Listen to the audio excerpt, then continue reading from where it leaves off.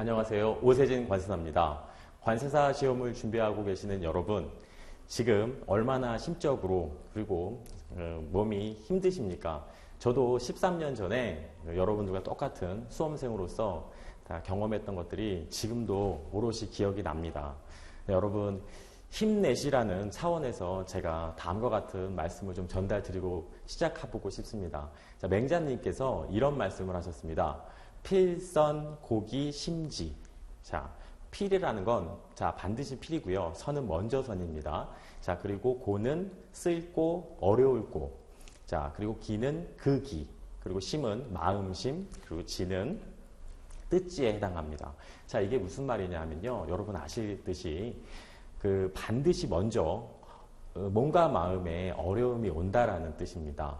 자, 그래서 이게 즉 큰일을 할 사람들은 그 큰일에 앞서 먼저 감당할 수 있는 역량이 되는지를 판단하기 위해서 어려움이 닥친다는 얘기예요. 여러분 지금 준비하고 계시는 이 과정이 자, 그런 힘듦이라고 생각하시고 참고 견뎌내셨으면 좋겠습니다. 저도 응원하겠습니다.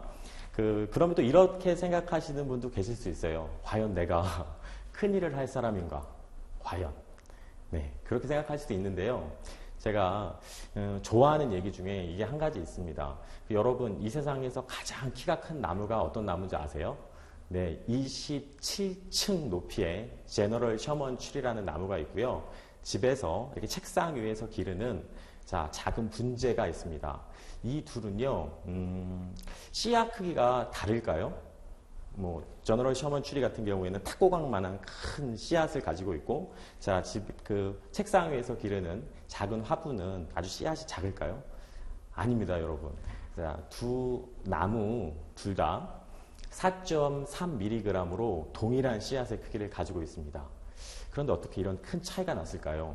우리 분재의 경우에는 성장 시에 가장 중요한 부분을, 즉 가지나 뿌리에 있는 그 중요한 부분을 이렇게 올감해서 성장을 못하게 한 그런 나무가 되겠습니다. 자, 마찬가지로 우리도 그런 것 같습니다. 자, 우리가 더 성장할 수 있고 더 크게 될 수 있음에도 불구하고 여러분 스스로가 혹시 본인을 올가매고 있는 건 아닌지, 나는 이 정도면 됐어, 난 할 수 없을 것 같아, 못할 것 같아, 이런 마음을 가지시면서 자기 자신을 이렇게 깎아내리는 분들이 있지 않으신가 제가 우려 섞인 어떤 생각으로 말씀을 드렸습니다. 여러분 그러지 마십시오. 본인의 가치가 어느 정도라고 생각하십니까? 자, 본인의 가치를 크게 생각하시고요. 자, 정말 내가 큰일을 해낼 수 있다, 이 관세사 시험 충분히 자, 극복하고 취득할 수 있다 라는 강한 믿음을 갖고 시작하셨으면 좋겠습니다. 이제 공부에 대한 얘기를 좀 드리고 싶은데요. 지금 1차 과목 중에 가장 어려운 과목이 자, 회계학이라고 합니다. 자, 대부분의 생각이 다 그런데요. 무역영어가 과거에는 어려운 과목에 해당했습니다. 지금은 이제 회계학보다 비교적 이제 쉬운 과목에 위치하고 있는데요. 또 이런 분들이 있습니다. 자기가 무역 전공자라는 미명하에, 그리고 토익 점수가 고득점이라는 그런 자신감으로 무역 영어를 조금 소홀히 하시는 분들이 계세요. 자, 우리 음식의 경우에 있어서도요, 여러분, 양질의 음식을 골고루 섭취해야 하는 것처럼 우리 과목에 있어서도 과목당 밸런스 유지는 합격의 가장 중요한 열쇠입니다, 여러분. 그래서 저는 이제 무역 영어 강사이다 보니까 무역 영어를 좀 활용 점점, 그러니까 전략 과목으로 삼으셔서 자, 전과목 고득점의 기염을 토하는 그런 수험생이 되시도록 제가 좀 견인하고 싶은 마음입니다. 여러분 좀 따라와 주시고요. 또 두 번째로 드리고 싶은 마음은 자, 우리 공부를 할 때 이제 무역 영어를 어떻게 공부해야 될지 이제 감을 잘 못 잡고 계시는 분들이 있습니다. 그런 분들한테 말씀을 드리는데요. 그냥 막연하게 그냥 다독을 하면 되겠지, 여러 번 보면 되겠지, 그냥 노출량을 늘리면 되겠지, 이렇게 생각하시는 분들도 분명히 있으십니다. 자, 근데 그건요, 제가 단언하건대 허울 좋은 이상입니다. 허황한 이상이죠. 그러니까 지금 해야 할 과목들이 여러 과목이고요. 1차, 2차와 이제 같이 병행하시는 분도 있고요. 그런 상황 속에서 무역 영어 하나만을 여러 번 다독한다, 노출량을 늘린다, 그런 건 이상에 가까운 얘기입니다. 그렇게 하시면 안 됩니다. 여러분, 이게 해야 할 당위성이 있다고 해서 우리가 무조건 이 무형영어를 팔 수도 없는 지금 상황입니다. 그래서 여러분들께 제가 감히 말씀드릴 것은 정말 효율적인 공부를 하셔야 됩니다. 효율적인 공부. 자, 저도 수험 시절에는 다른 일과 공부를 병행했던 사람입니다. 그런 효율적인 부분들에 대해서 제가 나름대로 터득하고 있던 부분들, 그런 부분들을 이제 수업 시간에 좀 녹아드리려고 하거든요. 그래서 효율성이 필요하다. 그리고 두 번째가 또 중요합니다. 이 공부가요, 그냥 수업을 들어서는 안 돼요. 이걸 압축, 정리하실 수 있는 어떤 그런 상황이 되셔야 됩니다. 그래서 두 가지, 효율성과 압축 정리, 이것이 필요합니다.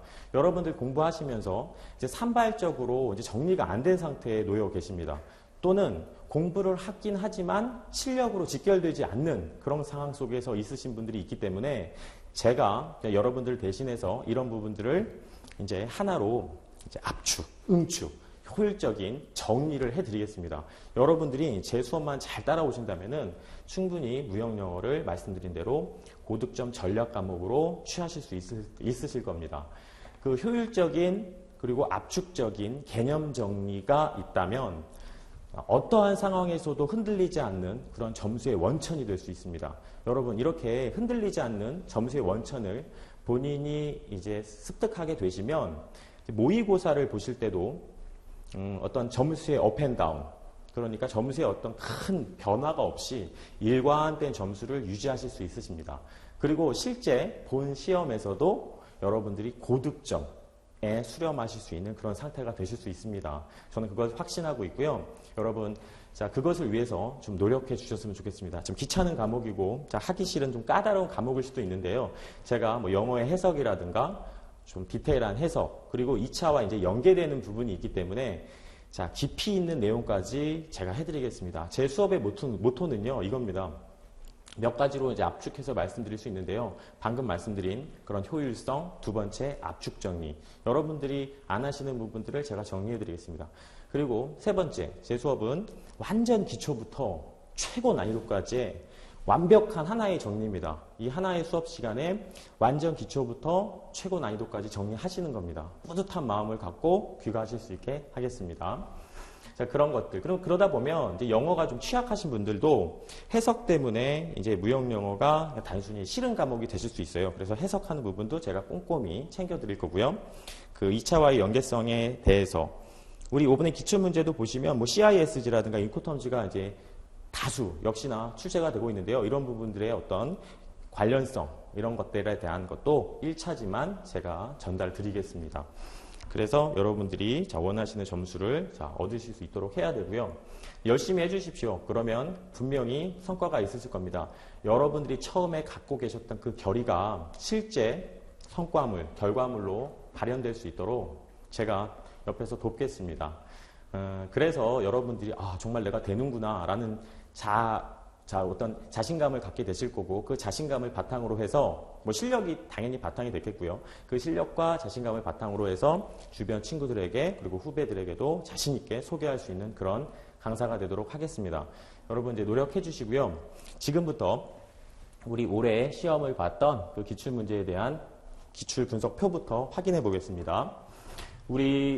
여전히 우리 관세사 무형영어 같은 경우에는요, 3대 소스가 압도적으로 많이 나오고 있습니다. 다 아시죠? UCP라는 거, 그리고 인코텀즈, 그리고 CISG가 이렇게 보다시피 대다수의 문제를 이루고 있습니다. 그리고 이제 용어가 있는데요.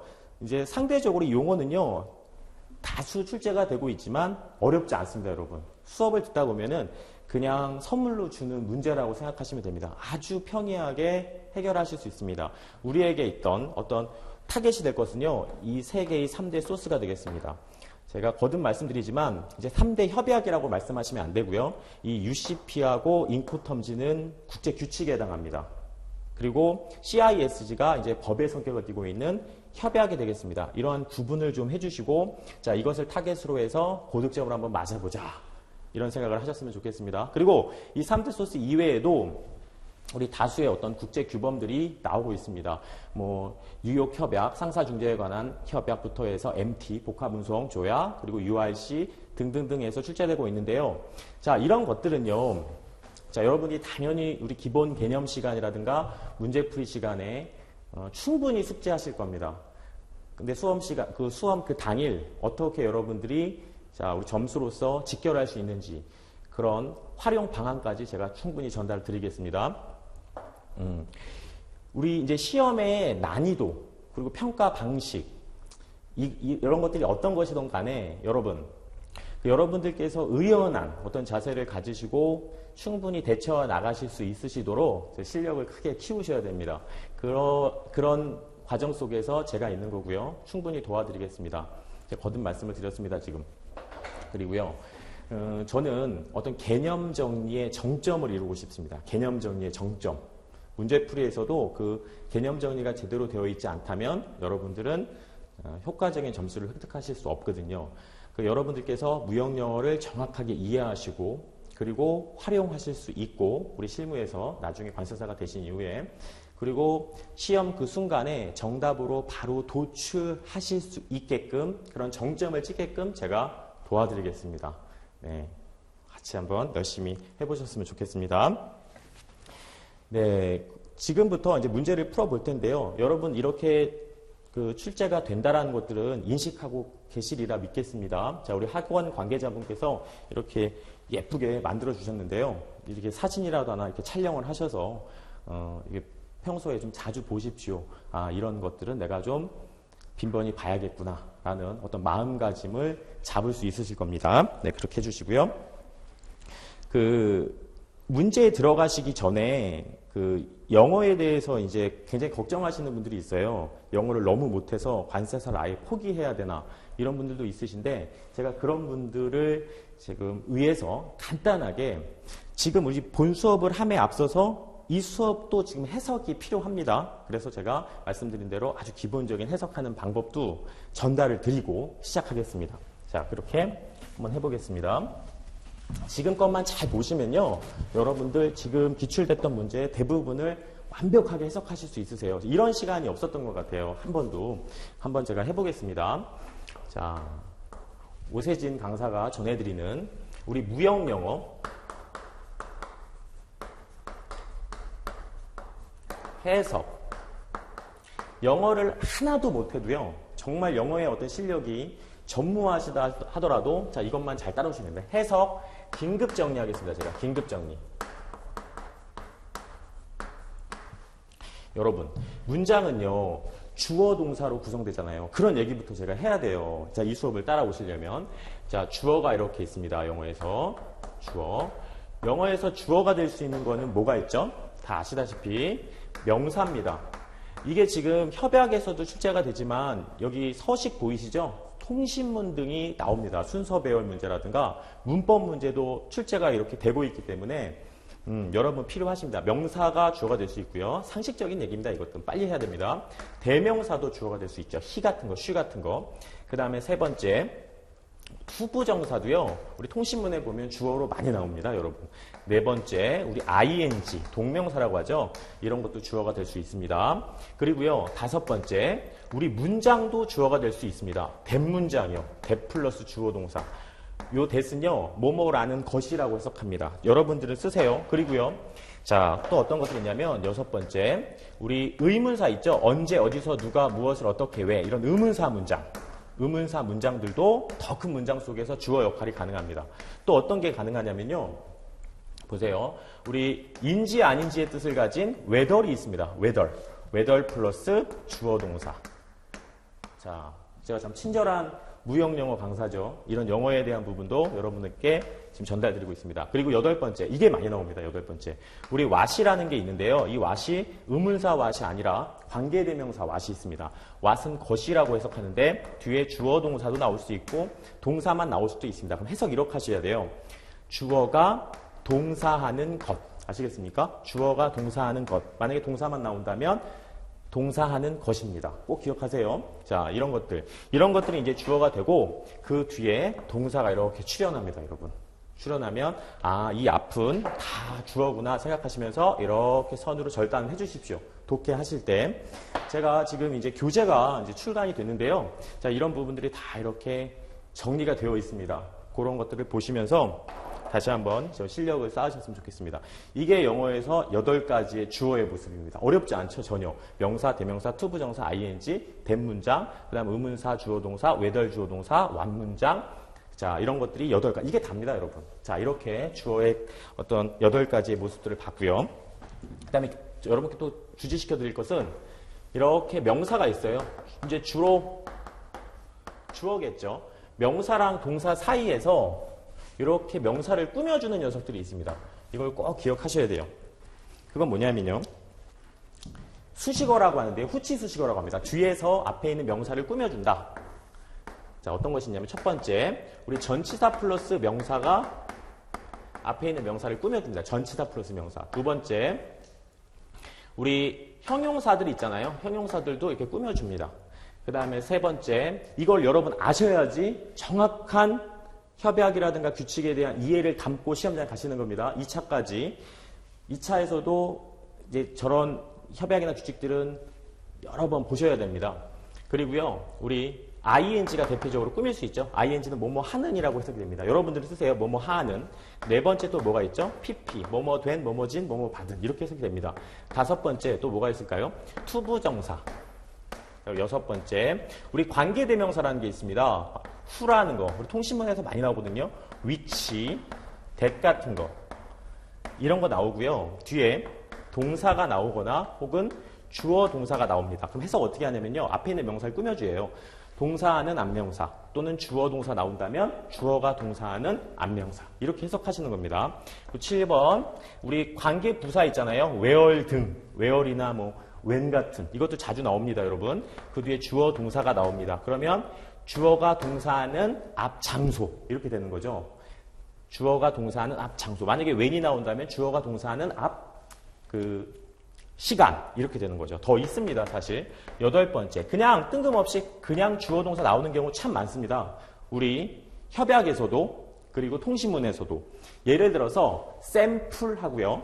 I sent 하잖아요. sent가 보내다라는 뜻입니다. 해석 어떻게 하죠? 내가 보냈던 샘플입니다. 아시겠죠? 다시. The sample I sent 하면 내가 보냈던 샘플. 이렇게 해석하시는 겁니다. 자, 어렵지 않으시죠? 그리고 9번 여기다 쓰겠습니다. 우리 동격이 있습니다. 동격. 앞뒤가 똑같은 이것도 자주 나옵니다. 쉼표 찍고요. 자, 앞명사, 쉼표, 뒷명사 하면 앞명사랑 뒷명사는 같은 겁니다. that도 등장하고요. of도 등장합니다. 자, 오늘 우리 기출문제 해설하면서도 자주 나옵니다.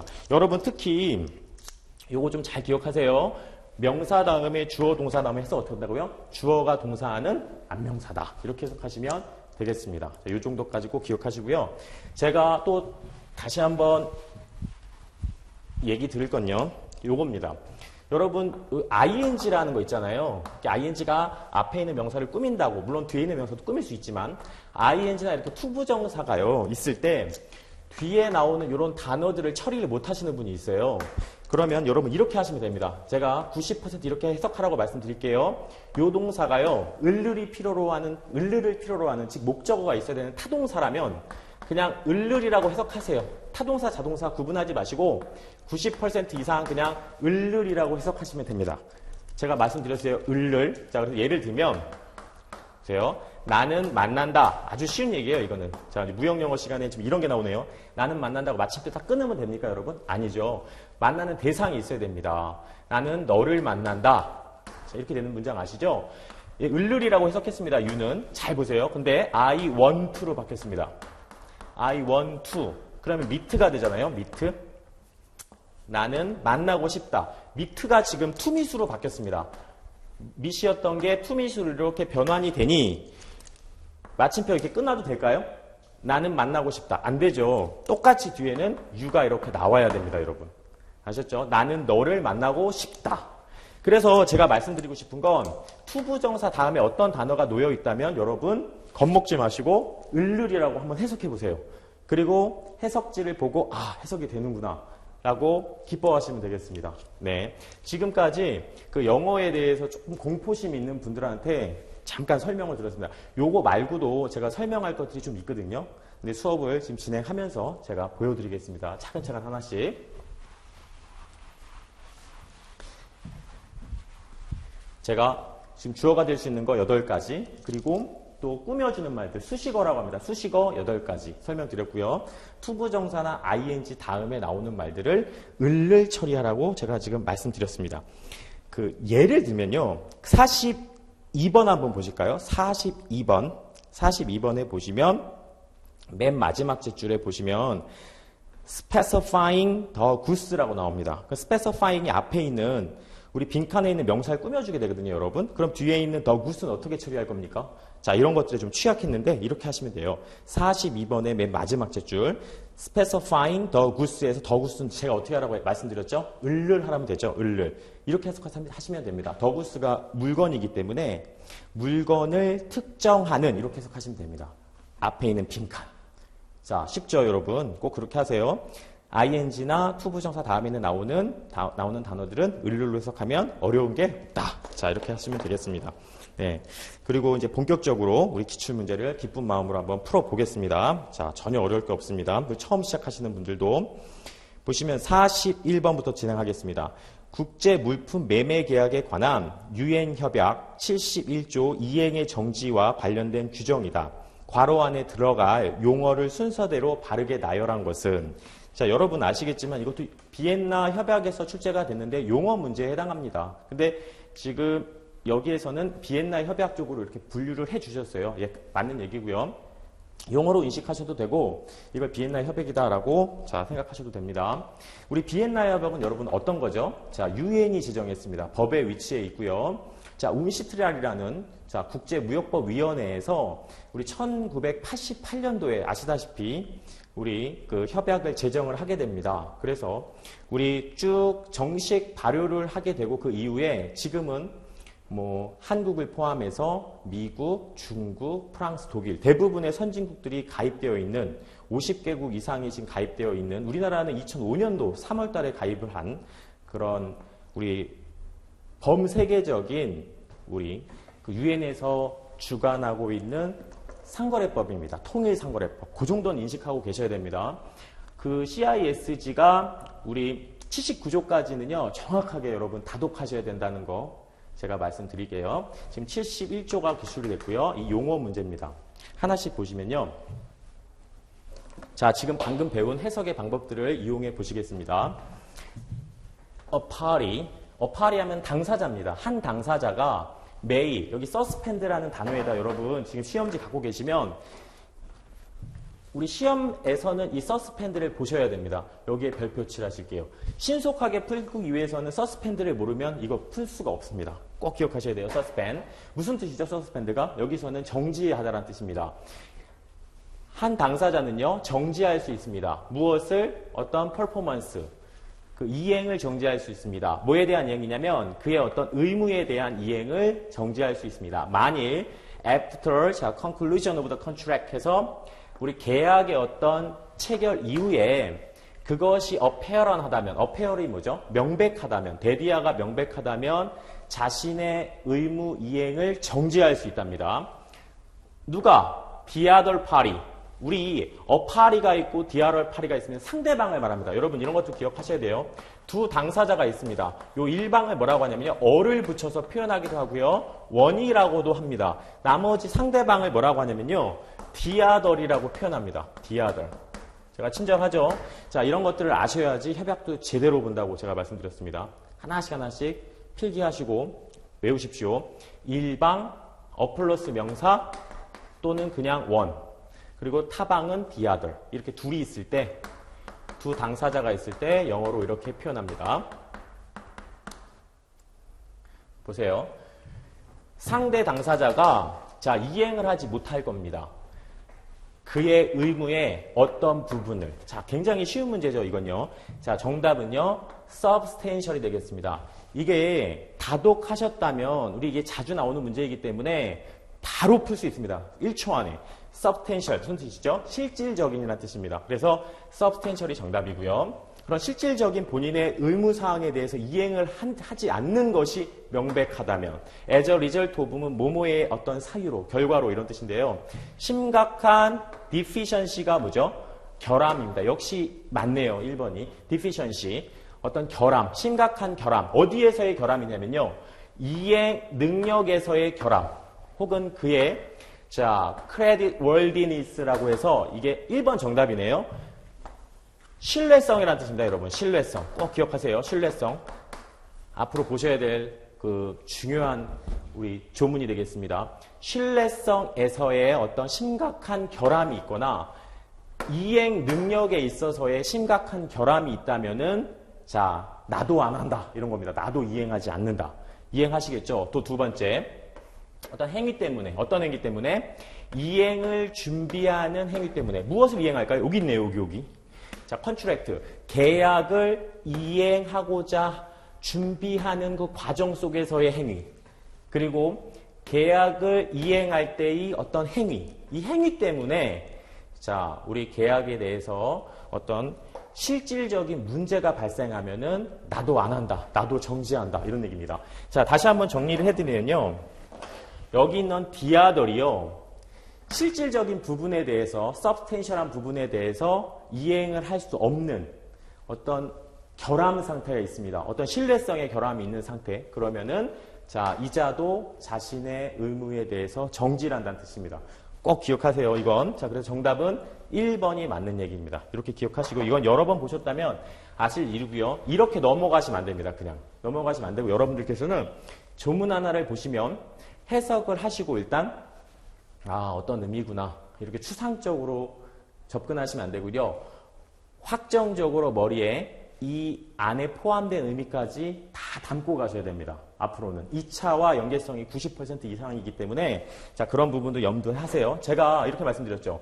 완전 기초부터 최고 난이도까지 진행한다고요. 최고 난이도. 이 본 수업 시간에, 특히 개념 시간이나 문제풀이 시간에 같이 할 예정인데요. 자, 보세요. 정리를 하셔야 됩니다. 이렇게 핵심을. 자, 오세진 강사는 이렇게 정리를 합니다. 핵심 정리는 뭐냐면요. 이 조문에 대해서. 물론 다른 중요한 조문도 많지만 이렇게 한번 정리를 해보세요.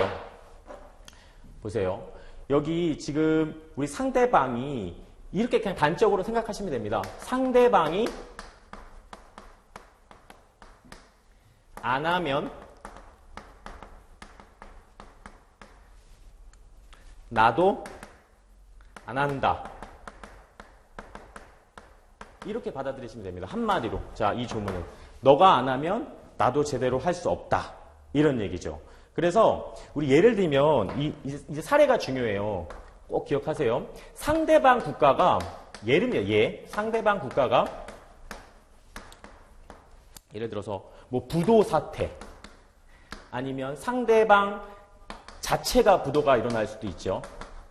아니면 뭐 자연재해, 태풍 같은 것들로 인해서 어떤 이행이 불가능할 수도 있습니다. 태풍 등의 어떤 자연재해. 그럴 수 있죠. 네, 이런 사유들 때문에 상대방이 이행을 할 수 없는 경우에요. 그러면은 나도 이행을 정지한다. 여러분 조심할 건요. 정지한답니다. 정지한다. 이걸 꼭 기억해서 정지. 계약이 취소되는 게 아닙니다. 계약이 취소되는 것이 아니라 정지하는 겁니다. 정지. 그냥 어떤 행위에 진척이 없이 가만히 있는 겁니다. 지켜보는 거죠. 지켜보는 거. 자, 그런 부분이라고 생각하시면 되고요. 우리가 이제 다시 한번 정리를 드리면 바이어가 부도날 것 같으면은 자, 우리 셀러의 경우에는 선적을 해야 됩니까? 말아야 됩니까? 하면 바보죠. 선적을 중지해야죠. 자, 그렇게 생각하시면 됩니다. 또 바이어 입장에서 예를 들면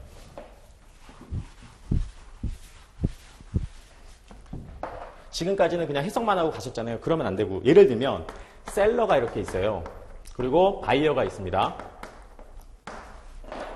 셀러가 가만히 보니까 셀러 국가가 부도가 났어요. 아니면 셀러 자체가 부도가 난 상태입니다. 아니면 태풍이 와가지고 공장이 다 박살이 났어요. 이런 상황이면 이행할 수가 없겠죠. 그러면 바이어가 LC 거래에서 LC를 발행해야 됩니까? 발행하지 말아야 됩니까? 발행을 하면은 안 되죠. 기다려야죠. 기다려야 됩니다. 자, 그래서 여러분들께서는 취소는 아니고 계약 자체를 취소하는 건 아니고 어떤 행위에 진척이 없이 그냥 가만히 있는 겁니다. 가만히 두는 상태. 자, 그거에 대한 설명이었습니다. 그래서 여러분 다시 한번 숙지하실 거 암기 되셨을 것 같아요. substantial, 실질적인 부분에 대한 자, 우리 불이행 그리고 결함, 어떤 결함이죠? 이행 능력에서의 결함, 이게 구두로도 하셔야 됩니다. 그리고 신뢰성에서의 결함, 그리고 어떤 타방의 행위에 대한 어떤 문제에 있어서 자, 실질적인 부분에 어떤 문제가 있다면 나도 정지한다. 정지한다. 이렇게 꼭 기억하세요. 취소가 아니라 이렇게까지 아시면 이 조문에 대해서는 자, 확실히 정리가 되셨다라고 제가 확신합니다. 그래서 여러분 그 서스펜드에다가도 우리 박스를 이미 치셨잖아요. 자, 중요한 것은 여기 may 머스트가 아니죠, 여러분. 뭐뭐 할 수 있다, 뭐뭐일지도 모른다 이런 뜻입니다. 쓰실까요? 뭐뭐 할 수 있다, 뭐뭐일지도 모른다. 이렇게 정리하시면 1번 문제 정리됐습니다. 그리고 42번 제가 비교적 좀 더 드릴 말씀이 있는데 이게 지금 시간의 제약 때문에 여러분 해석하고 꼭 여러분께서 숙지하실 부분들만 지금 설명하고 가겠습니다. 차후에 이제 문제풀이라든가 뭐 기본 개념 강의에서 더 자세히 제가 설명드리겠습니다. 42번 국제물품 매매 계약에 관한 유엔 협약 32조 선적 수배 의무에 관한 규정이다. 괄호 안에 들어갈 내용으로 올바른 것은 자, 올바른 것에 한번 동그라미 치시고요. 여러분 제가 이 조문을 그냥 해석만 한번 해보겠습니다. 이제 처음 하시는 분도 계시고 뭐 1차를 한번 좀 안타깝게도 치르신 분이 있지만 뭐 앞으로 더 잘 되실 거니까 자, 두 분들이 보셨을 때 본인이 어떤 상태인가 한번 보십시오. 제가 이런 설명을 한번 안 해보겠습니다. 셀러가 만일 자 in accordance with 하면 뭐뭐에 따라라는 뜻입니다. 이런 표현은 정리 따로 하세요. 뭐뭐에 따라 뭐뭐에 따라 뭐에 따라? 계약에 따라 혹은 이 컨벤션 이게 협약이라는 뜻이거든요. 이 협약에 따라 셀러가 hands하면 인도하다 뜻입니다. 물건을 누구에게 인도하는 거죠? 지금 운송인에게 인도한다면 그리고 만일 the goods 물품이요 not clearly 하면 명확하게 identified 특정화되지 않았다 이런 뜻입니다. 어디에? contract에 계약에 아직 물건이 특정화되지 않았다는 얘기입니다. 뭐에 의해서? 마킹에 의해서 우리 화인이라고 하죠. 화인에 의해서 물품상의 화인에 의해서 특정이 아직 안 됐다. 그리고 by shipping documents 어떤 서류에 의해서 선적 서류에 의해서 또는 기타 다른 방법에 의해서 아직 물품이 특정화되지 않았답니다. 이게 가장 중요해요. 이런 경우에 셀러는 어떻게 한다? 준다. 주어야 한다. 머스트입니다. 주어야 한다. 누구에게? 바이어에게. 무엇을 주어야 하죠? 빈칸을 주어야 한다. 그리고 말씀드린 대로 여기 ing는 뒤에 ing 뒤에 명사가 있다면 을룰로 해석하랬죠. 제가 말씀드렸습니다. 물품을 specifying ing는 꾸민다고 말씀드렸어요. 앞에 있는 명사. 물품을 특정하는 빈칸을 바이어에게 셀러는 주어야 한다. 지금 이러고 있습니다. 여러분 이거 뭐죠? 다 알고 계시는 바와 같이 탁송통지죠. 탁송통지. 정답은 3번이 되겠습니다. 자, 이걸 모르시면 안 됩니다. 보세요.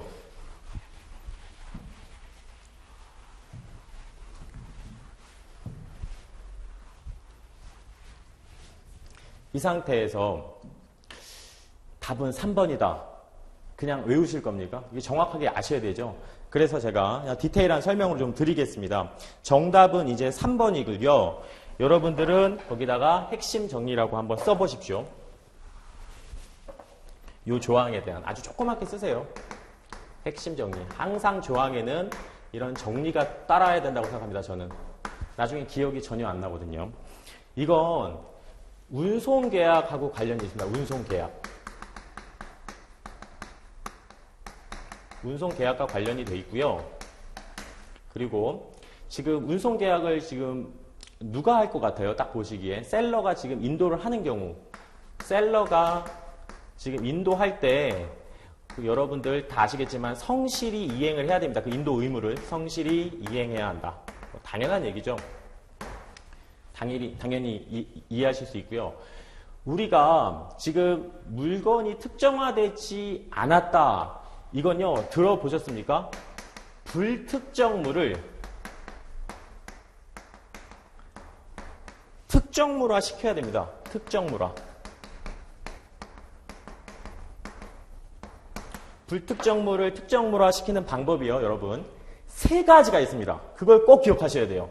불특정물을 특정화시키는 방법. 이걸 모른다면 이 질문을 공부 안 하신 겁니다, 여러분들은. 첫 번째, 포장으로 특정화시킵니다. 이 불특정물을 특정화한다. 이게 무슨 얘기냐면요. 물건을 보내는 매도인이 매수인한테 야, 이 물건이 네 거야 라고 알려주는 거죠. 그러면 상대방이 자기 물건임을 인지하고 수령하기 위해서는 어떻게 해야 돼요? 알아야 되잖아요. 내 물건임을. 그 어떻게 아느냐? 포장을 통해서 구분을 해주는 거죠. 누가? 매도인이. 포장을 통해서. 두 번째 어떻게 하면 되죠? 우리 화인이라고 합니다. 화인. 아까 마킹 나왔죠? 도장을 꽝 찍어서 다른 물건하고 구분을 해주는 거죠. 이런 물건이야. 그리고 세 번째가 뭐냐면요. 특정한 통지를 하는 겁니다. 특정한 통지. 잘 보세요. 여기서 바로 Notice of a Consignment 이게 바로 탁송 통지라는 건데요. 이게 특정 통지에 해당합니다. 언제 이걸 하냐면요. 우리 화인 같은 것을 마킹을 못하는 화물들이 있어요. 예를 들어서 살물, 벌크카고 같은 경우에는 다 아시다시피 이 살물이라고 하잖아요. 여기다가 화인 찍기가 애매할 수 있어요. 그럼 어떻게 한다? 특정 통지를 한다. 뭐 선적 서류를 인도하거나 특정 통지를 하게 되는데요. 실무적으로 셀러가 누구에게? 바이어에게. 살물의 경우에는 우리 특정 통지, 그래서 그 탁송 통지를 통해서 우리 특정화 시킨다. 이걸 알고 계셔야 됩니다. 그래서 우리 인코텀즈하고도 참 연계를 한번 해보실까요? 인코텀즈에서는 어떤 조건하고 관련이 있을까요? 이건 인코텀즈에서는 바로 C조건이 해당되겠죠. C조건에서 운송계약의 주체가 누구죠? 매도인입니다. 매도인이 자 이런 의무를 자 성실히 이행했을 때 인도 의무가 끝나는 거죠. 그래서 제가 CISG하고 인코텀즈하고도 좀 관련성을 가져봤습니다. 이렇게 생각하시고 1차이지만 2차를 대비해서 더 깊은 얘기는 자 우리 개념 시간이라든가 그때 한번 진행했으면 좋겠습니다. 여러분. 그리고 정리를 한번 해보면 우리 불특정물을 특정화하는 방법이 포장도 있고 화인도 있고 특정 통지도 있는데 벌크카고의 경우에는 화인을 찍을 수 없는 경우가 많아서 실무상 우리 셀러는 바이어에게 통지를 한다. 이렇게 정리하고 계시면 되시겠습니다. 자, 아시겠죠? 그래서 매수인은 자기 화물임을 인지하게 되고 수령한다. 네, 이렇게 기억하시면 되겠습니다. 그래서 여러분들 지금 이제 CISG에서 특정, 불특정 이런 말이 나오고 있잖아요. 앞으로 정리를 좀 하셔야 돼요. 이건 지우겠습니다. 요거와 덧붙여서 제가 한 가지 더 말씀을 드리겠습니다. 우리 그 CISG가 요건 꼭 기억하세요. 뭐의 이니셜이냐면요. 여기 C부터 보실까요? 요 C는 자, 컨벤션, 협약이라는 뜻이 있습니다. 협약. 그리고 또 컨트랙트, 계약이라는 뜻도 있잖아요. 그리고 요 I는 뭐죠? I는 인터내셔널, 국제성을 띈다는 얘기입니다. 국제성. 그리고 S는 뭐죠? 세일, 매매를 말하는 겁니다. 매매. 그리고 G는 굿스, 물품을 말하는 겁니다. 그래서 이 이름에서 알 수 있어요. 국제 물품 매매 계약에 대한 규정을 담고 있습니다. 이 CISG가. 자, 이 말씀을 제가 왜 드리냐면요. 보시면 우리 이 국제성에 대해서 CISG에서 규정이 되어 있습니다. 이 국제성. 이 국제성이라는 건 CIA 1조에 보면 우리 영업소가 우리 보통 트레이드라고 하면은 우리 무역이라고 하면 우리는 국제 거래인 걸 알지만 자, 우리 이게 굉장히 광의의 뜻이기 때문에 우리 앞에다가 인터내셔널이라는 단어를 붙입니다. 이렇게 인터내셔널. 자, 그래서 영업소가 상이한 국가에 소지해야 됩니다. 상이한 국가에 소지해야 한다. 자, 이런 것들도 기억하시고 소재. 1조에 규정이 되어 있습니다. 그래서 이런 국제성을 반영하고 있습니다. 1조에서. 국제 물품, 물품에 대한 문제가 지금 나온 겁니다. 운송과 지금 연결이 돼서 우리 물품에 대한 것들은요. 사실 CISG 상에서는 규정이 없습니다. 규정이 없고요. 우리 SGA, 영국의 물품 매매법 있죠. SGA 상에서 우리 규정되어 있는 걸 우리가 원용할 수 있습니다. SGA를 원용하는데 우리 물품을 보면 이렇습니다, 여러분. 우리 현물이라는 게 있고요. 이것도 참고 삼아서 알고 계세요. 선물이라는 게 있고 선물이라는 게 있습니다. 그리고 지금 방금 문제화됐던 특정물이 있고 불특정물이 있습니다. 네. 현물이라는 건 뭐냐면요. 잘 들어보세요. 계약 체결 시점에 매도인이 물건을 갖고 있는 상태, 즉 점유하고 있는 상태. 체결 시점에, 계약 체결 시점에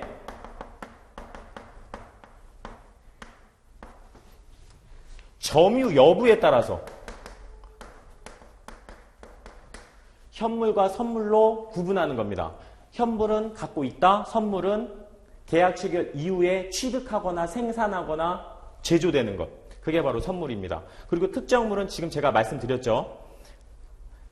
매수인이 자신의 물건임을 인식할 수 있게끔, 수령할 수 있게끔 자, 계약의 물건으로 자, 소속시키는 행위. 자, 보세요. 특정물을 불특정물로 만드는 방법. 아까 세 가지. 포장을 정확히 해서 구분 준다거나 그 다음에 우리 화인을 한다거나 살물의 경우에는 자, 문제가 됐던 탁송 통지를 한다. 그래서 제가 지금 언급 드린 거예요. 이렇게 알고 계십시오. 네 가지. 그리고요. 여기까지만 아시면 안 됩니다. 1차라도. 제 욕심이지만 우리 인코텀즈 상에서도요. 이 얘기가 나와요. 인코텀즈 상에서도 이런 얘기 나오거든요. 인코텀즈 상에 A9이 있습니다. A9이 포장과 화인에 대한 얘기가 나오는데요. 포장과 화인. 같은 내용을, 동일한 내용을 동일한 취지로 규정하고 있습니다. 인코텀즈에서는 이렇게 얘기하고 있습니다. 불특정물을 특정물화해서 인도 의무를 완수한다. 자, 그래서 그게 인코텀즈까지 같이 제가 관계성을 지어서 설명드렸으니까 여러분들은 이렇게 기억을 하고 계셔야 됩니다. CIS 지상에 물품에 대한 문제가 나왔습니다. 특히 특정물을 다시 불특정물을 특정물화시키는 방법 우리 세 가지죠. 세 가지까지 기억하시면 되겠습니다. 이렇게 숙지하시면 되겠습니다. 앞으로 공부는 이렇게 정리를 해야 되는구나. 내가 이 영문이다 보니까 해석만으로는 안 되는구나. 내 머릿속에 잘 논리적으로 정리를 해놔야 되는구나. 그래야 합격하는구나. 그리고 또 하나 이제 말씀을 드리면 우리 물품이 나와서 한 얘기인데요. 다음 차후에 1차 시험이라든가 2차 시험과 관련돼서 제가 잠깐 말씀드리겠습니다. 우리 CISG 상에 우리 물품 또 다른 얘기이기 때문에 여기 기호를 바꿨습니다. 우리 물품은요. 우리 3조에 기재되어 있거든요. 3조, CIS 3조. 우리 적용 배제 대상이 있습니다. 우리 주문자가 3조인데요. 주문자가 우리 생산 제조에서 중요한 부분들을 공급하는 경우에는 우리 거래 대상으로 보지 않는다라고 CIS 3조에 기재가 되어 있습니다. 이것은 위탁 가공이잖아요. 위탁 가공, 무역. 우리 CISG 상에서 물품은 위탁 가공 무역은 해당이 안 된다. 이걸 꼭 기억하세요. 자, 그리고 또 어떤 게 또 안 된다? 우리 서비스 어떤 무역 같은 경우도 3조에 거래 대상으로 적용시키지 않는다라고 규정하고 있습니다. 기억을 하세요. 그런데 비교할 게 뭐냐면요. 항상 제가 다른 것들과의 어떤 연계성을 좀 따져보셨으면 하는데 1차지만 우리 조문을 이렇게 보다 보면요. 우리 대무법이라든가 외국환 거래법 그리고 뭐 관세법 같은 경우도 이제 2차 우리 무역실무에서 우리가 공부해야 될 부분이니까 1차지만 제가 언질 한번 드리겠습니다. 우리 대무법에서는요. 대무역법 물품의 범위가요. 다 아시겠지만 훨씬 광의의 개념입니다. 광의의 개념. CIS 지상에서 물품이란 것은 그냥 물품일 뿐입니다. 서비스 안 되고요. 그리고 위탁 가공 무역도 적용이 아니라고 지금 밝히고 있습니다.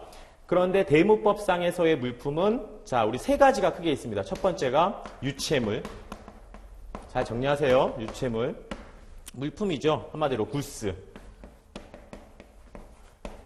이건 CISG랑 동일합니다. 그런데 대무법상에서는 우리 용역 서비스 있잖아요. 용역 서비스. 그리고 세 번째 전자적 형태의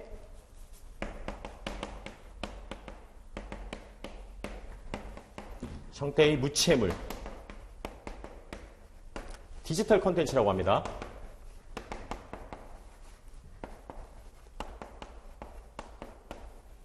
자, 이렇게 세 개를 다 포함해요. 대무법에서는 여러분.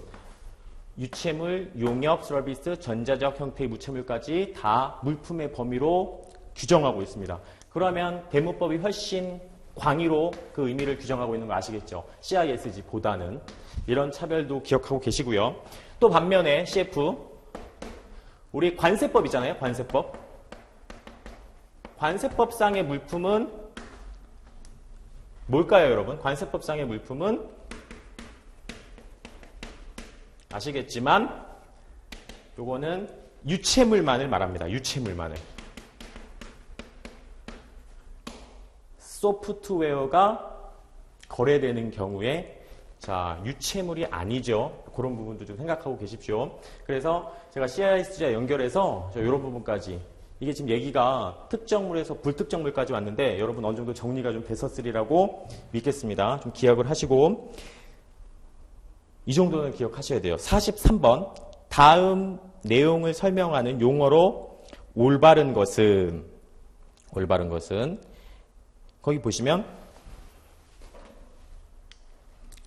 첫 번째 줄 as에 한번 동그라미 치실까요? as가 뜻이 많이 나옵니다. as는 뭐뭐로서라는 뜻이죠. as 다음에 명사가 나오면 뭐뭐로서고요. as 다음에 주어 동사가 나오면 때문에나 때라는 뜻으로 해석하셔야 됩니다. 대부분 뭐 함에 따라도 있지만 due diligence가 있는데 due diligence에 밑줄 치실까요? 이건 자주 나오는 표현입니다. 상당한 주의라는 뜻입니다. 상당한 주의로서 그리고 according to는 뭐뭐에 따라서 이런 뜻이죠. 합법적이고 그 다음에 합리적이며 잘 알려진 커스텀 빨강색으로요. 여기 커스텀에다가 박스 치십시오. 형광펜 칠하시던가. 우리 관습입니다. 우리 항구 관련 항구의 관습 잘 알려진 관련 항구의 관습이나 그리고 합리적인 어떤 합법적인 그런 것들에 따라서 상당한 주의를 기울이고 차터러는 용선자잖아요. 용선자는요.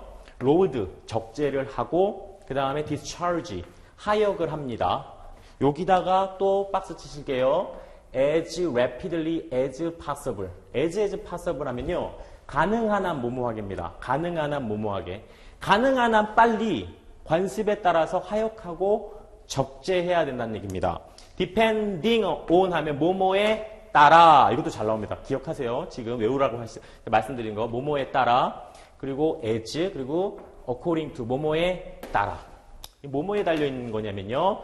prevailing 해서 우세하는 지배적인 이런 뜻이고요.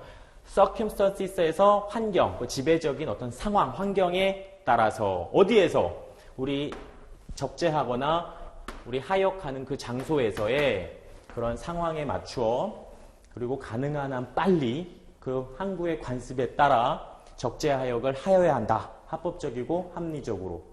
그쵸? 이게 뭐죠, 여러분? 저 이 빨간색만 딱 보시면 그냥 1초 안에 답이 나오셔야 됩니다. 공부를 하셨다면. 자, 몇 번이죠? 이거 1번이죠? CQD에 해당합니다. CQD. CQD가 뭐죠? 관습적 조속 하역이라고 합니다. 관습적 조속 하역.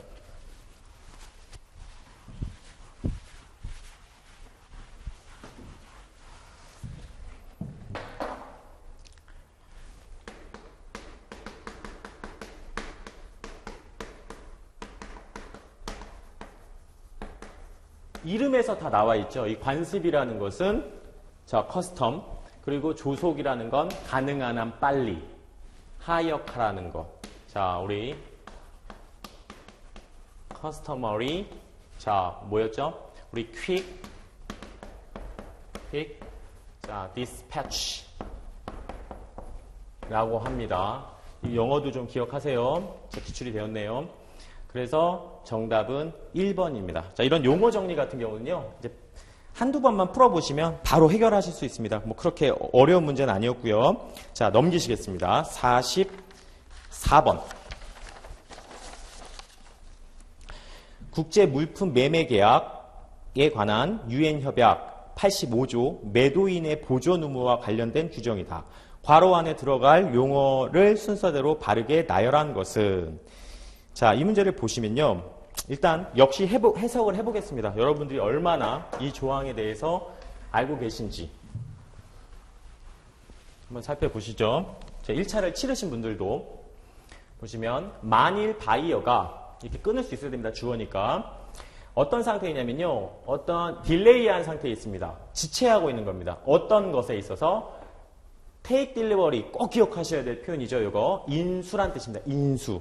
물품에 대한 인수를 지체하고 있는 겁니다. 바이어가. 물건을 받을 자가 물건을 안 받고 있는 거예요, 지금. 그리고 또 어떤 경우냐면 가격의 빈칸과 물건의 인도가 are to made, 자, concurrently 나왔습니다. 이게 동시에라는 뜻이고요. 동시에 made, are to made. 또 이런 부분이 취약하잖아요, 여러분. 거기다 이렇게 적어 놓으세요. 이거는 너무너무 많이 나오는 부분이니까. 자, 영어 하나 알려드리겠습니다. 우리 비동사죠, 이게. are. 뭐 저 수업 들으신 분들은 아실 텐데. are 다음에, 비동사 다음에 이렇게 투부정사가 붙으면요. 비투용법이라고 합니다. 비투용법. 비투용법. 꼭 기억하세요. 비투용법이라고 하는데, 이런 걸 좀 잘 알고 계셔야지 해석이 될 텐데, 지금 아시면 됩니다. 해석이요, 5가지입니다. 5가지. 우리 의사 선생님들이요, 가운에 입죠? 환자에 대한 예의상 있거든요. 가운의 예의, 이렇게 기억하시면 됩니다. 이게 모든 조동사의 기능을 다 합니다. 이 한 단어가. 그래서 가능의 뜻도 있고요. 뭐뭐 할 수 있다. can의 뜻. 운명, 뭐뭐 할 운명이다. 의무, 뭐뭐 해야 한다. must. 예정, 뭐뭐 할 것이다. will의 뜻. 의도, 뭐뭐 할 의도이다. intent의 뜻. 이렇게 5가지의 개념을 다 갖고 있습니다. 누가? 얘가. 그럼 문맥상 적절한 것으로 우리가 선택해서 해석해 주시면 됩니다. 바이어가 지체하고 있습니다. 인수를 지체하고 있고, 그 다음에 대금의 빈칸과 그 다음에 물건의 인수가 동시에 이루어져야 하는 경우에, 이런 얘기죠. 만일 그가 실패한다면, 뭐 하는 거? 대금, 어떤 결제를 실패한다면, 이게 지금 보시면은 대금 지급을 실패한다라고 지금 나와 있습니다. 이 지문을 전혀 모르셔도. 그래서 대금의 지급, 자, 페이먼트가 되셔야 되고요. 대금 지급과 물건의 인도가 동시에 일어나는 그런 경우에, 만일 매수인이 대금 지급을 실패하고 매수인이 어떤 상태에 있냐면요. 보세요.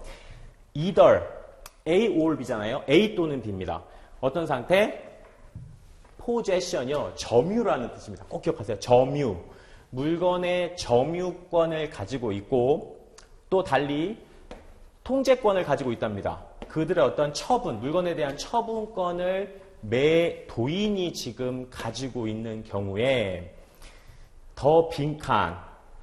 누구는 해야만 합니다. 뭘 해야 되죠? take such step.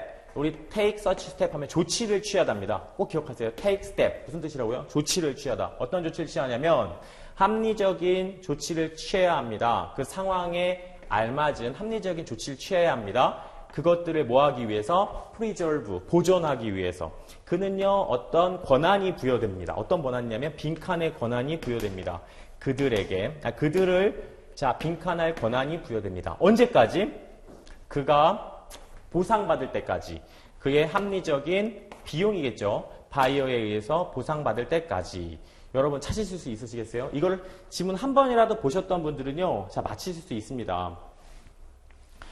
누가 하는 거냐면요, 여러분 여기서 요거 보세요. 우리 지금 매수인이요, 어떤 대금 결제를 안 하고 인수도 안 하고 있어요. 그러면 이제 매도인이 물건을 점유하고 있잖아요. 그럼 매도인이, 셀러가 조치를 취해야 됩니다. 어떤 합리적인 조치를, 그 상황에 맞는. 그래서 여러분 이 자리에서는 바이어가 나와서는 안 되겠습니다. 안 되고요. 셀러가 나와야 되고, 지금 보유하는 거죠. 보유해야 됩니다. 비용을 안 주니까 비용 받을 때까지는 보유하고 있는 거죠. 셀러가. 정답. 그래서 4번이 되겠습니다. 한번 보셨다면 충분히 맞힐 수 있는 문제고요. 요거에 대한 또 핵심 정리를 해드리겠습니다.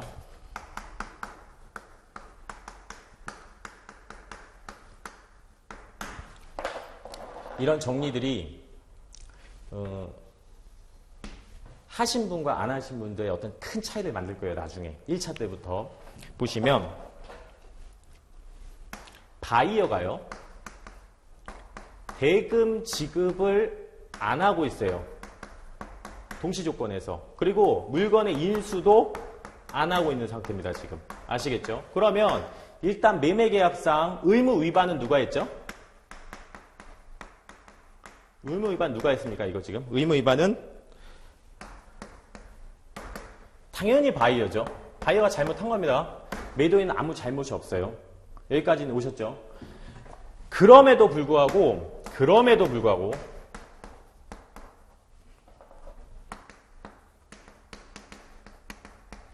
누가? 셀러는요, 합리적인 조치를 취해야 돼요. 바이어가 지금 잘못하고 있지만 셀러는 물건에 대해서 합리적인 조치를 해줘야 돼요.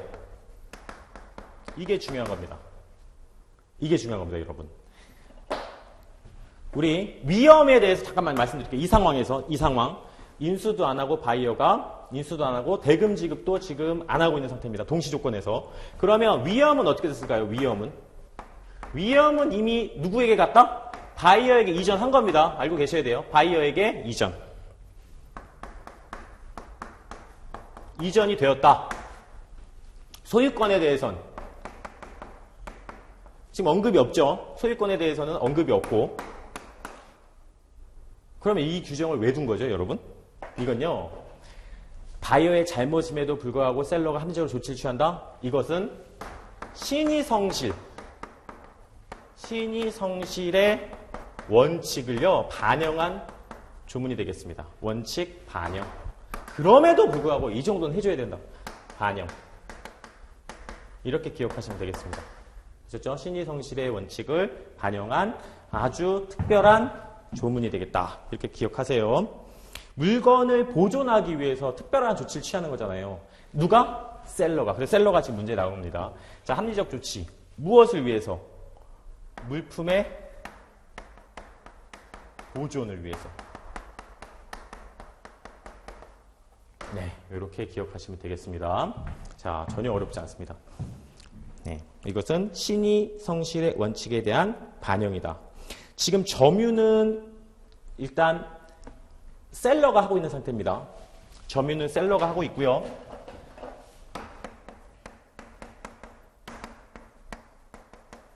지금 위반은 다시 정리하면 바이어가 한 상태입니다. 그럼에도 불구하고 셀러는 합리적 조치를 해야 된다. 보존을 위해서. 그렇게 기억하시면 되겠습니다.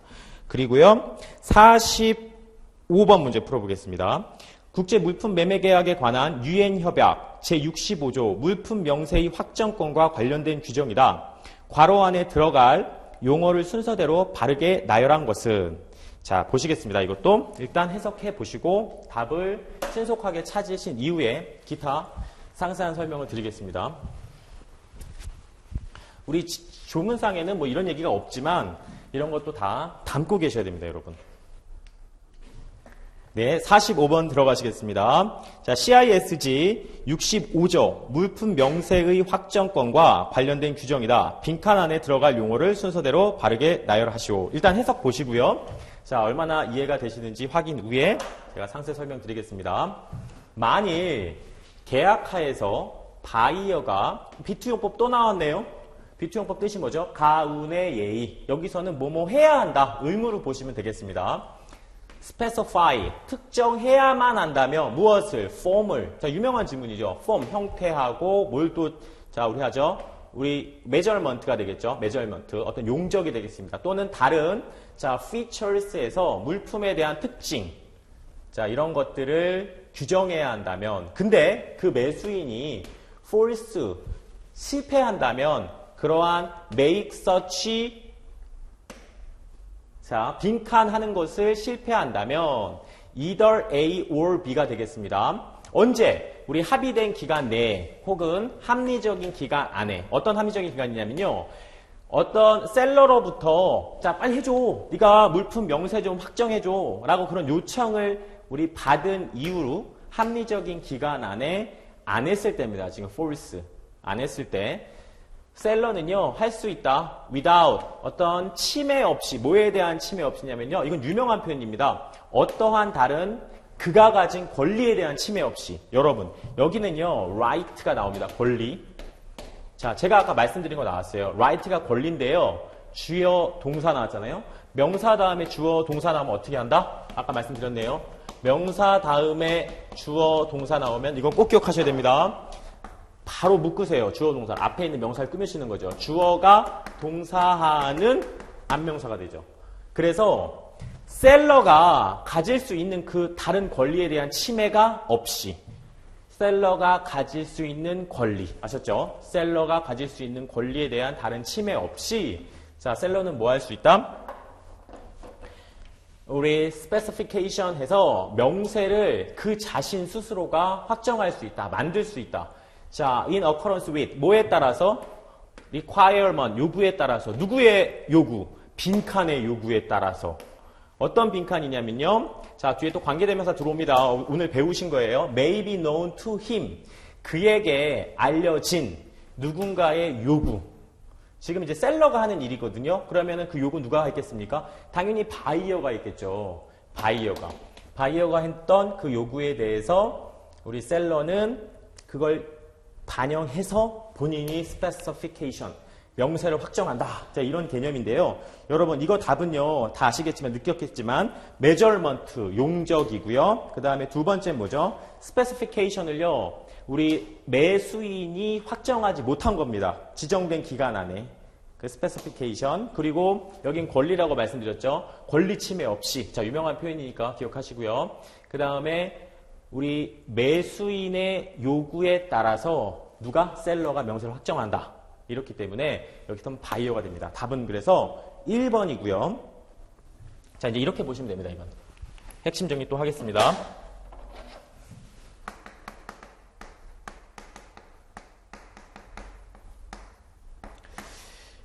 지금 일방이 셀러가요. 예를 들어서 셀러가 샘플을 보낸 겁니다. 누구에게? 바이어한테. 그래서 샘플을 하나 보내고 샘플을 2개 보내고 샘플을 3개 보내고 샘플을 뭐 4개 보냈다고 칠게요. 그러면 이것에 대한 이런 명세, 물품에 대한 명세를 누가 확정하냐? 바이어가 확정을 했었어야 됩니다. 근데 확정을 못한 거죠. 실패한 거죠. 정해진 기간 안에. 못했을 경우는 누가 한다? 원칙적으로는 바이어가 해야 되는데 이걸 안 하면 그 이후 차후에 누가 한다? 차후에는 셀러가 확정한다. 이런 개념입니다. 그리고 맨 마지막에 이런 얘기 나오잖아요. 바이어의 요구에 따라서 셀러가 확정한다. 스페시피케이션. 자, 이게 어떤 의미냐면요. 그냥 해석만 하시면 안 돼요. 이 담기는 의미를 정확하게 인식하셔야 됩니다. 이런 거예요. 바이어가 명세 확정은 하지 않았어요. 그런데 예전에 이 양자 간의 오간 대화 속에서 이런 얘기가 있었어요. 바이어는요. 요 샘플 1은요. 싫대요. 그리고 샘플 2도 싫다고 이미 말한 상태예요. 그러면 굳이 셀러가 차후에 명세를 확정하는 그 순간에 바이어가 예전에 싫다고 했던 1, 2를 물품의 명세를 확정할 필요는 있을까요? 없을까요? 없죠. 자, 그걸 얘기하는 겁니다. 셀러가 부득이하게 명세를 확정하는 그 순간에도 바이어의 요청을 일부 반영을 해서 in accordance with 해서 3이나 4로 확정한다. 이런 얘기가 되겠습니다. 이해되시죠? 자, 이 그림을 꼭 기억하셔야 됩니다. 바이어가 싫다고 한 거, 일단 거부한 것들은 차치하고 그 나머지 것에서 셀러가 명세를 확정할 수 있다. 자, 이런 의미가 되겠습니다. 이것은요, 좀 특별한 건데요. 우리 계약 위반하고는 좀 거리가 멀어요. 계약 초기에 보통 나타나는 계약 초기.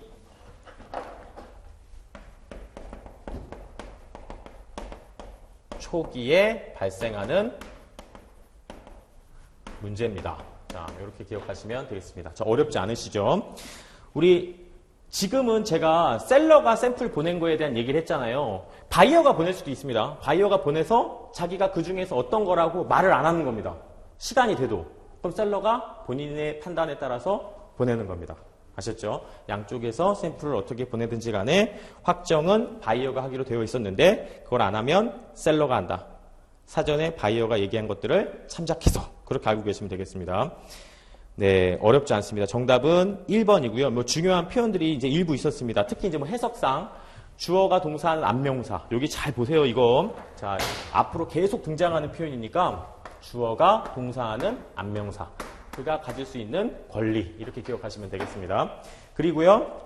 CISG 마지막 문제가 되겠습니다. 지금 6문제가 출제가 됐는데요. 46번 CISG 2장 총칙 우리 General Provisions의 내용으로 옳지 않은 것이라고 했는데 이것도 아주 여러 번 지금 이제 언급이 됐던 문제입니다. 정답은 여러분 4번이었죠. 다 지금 시간 관계상 다 맞는 얘기가 되겠고 4번 보시면 틀린 얘기가 나옵니다. 여기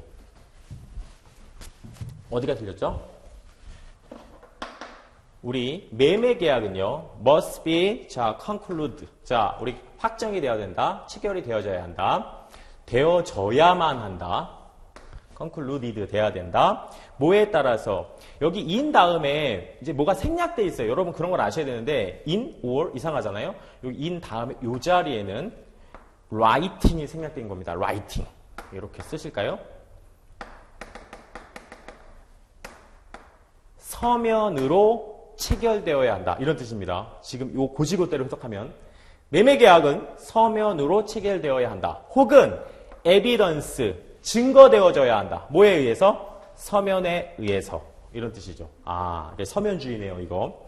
그리고 is not subject to, 무엇을 따라서는 안 된다. 따르지는 않는다. 뭘 따르지는 않는다? any other, 기타 다른 어떤 requirement, 우리 요구사항을 따르는 것은 아니다. as to는 잘 넣으면 돼요, 여러분. 꼭 기억하세요. as to는 뭐뭐에 관한 이런 뜻이다. 뭐뭐에 관한.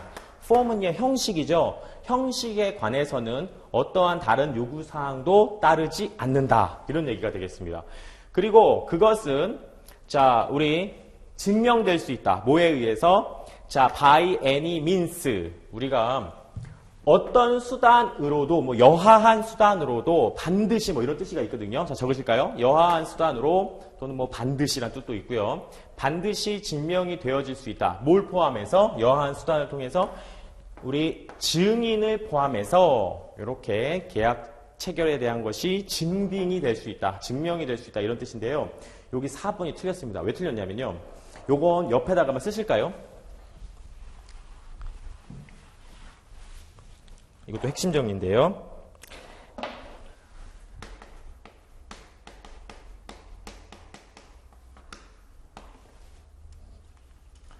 우리 계약의 분류식성을 지금 여러분들이 계속 기억하셔야 됩니다.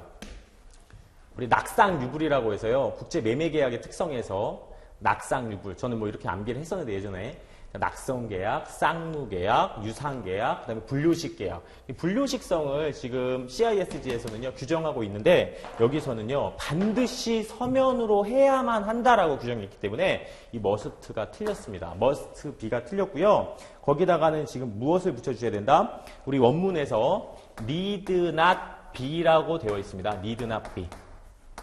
반드시 서면일 필요도 없고 서면에 의해서 증빙될 필요도 없다. 그런 뜻이죠. 뭐뭐할 필요 없다. need not. 뭐뭐할 필요가 없다. 그래서 이 분류식성하고 상반된 얘기이기 때문에 이게 명확하게 틀렸습니다. 이렇게 기억을 하시고요. 우리 하나 더 추가해서 기억하실 거는 구두계약. 구두계약을 체결했어요. 양자 간에. 문서 없이 그냥 말로. 그런 경우에 차후에 누가 필요할 수도 있다? 증인이 필요할 수도 있다. 이렇게까지 기억하시면 여기 4번에 대한 부분들은 이제 충분히 숙지가 되셨고요. 이런 나머지 부분들은요. 나중에 혹시 기회가 되시면 우리 개념이라든가 문제풀이에서 충분히 다시 살펴볼 내용이고요. 특히 4번 같은 경우는 우리 중요한 것이기 때문에 좀 표시 좀 잘 해놓으시고 정리하셨으면 좋겠습니다. 지금까지 우리 문제풀이 15년도 관세사 1차 문제풀이 무형령을 해봤고요. CISG까지 지금 정리를 했습니다. 다음 시간에 우리 인코텀즈부터 다시 시작하겠습니다. 감사합니다.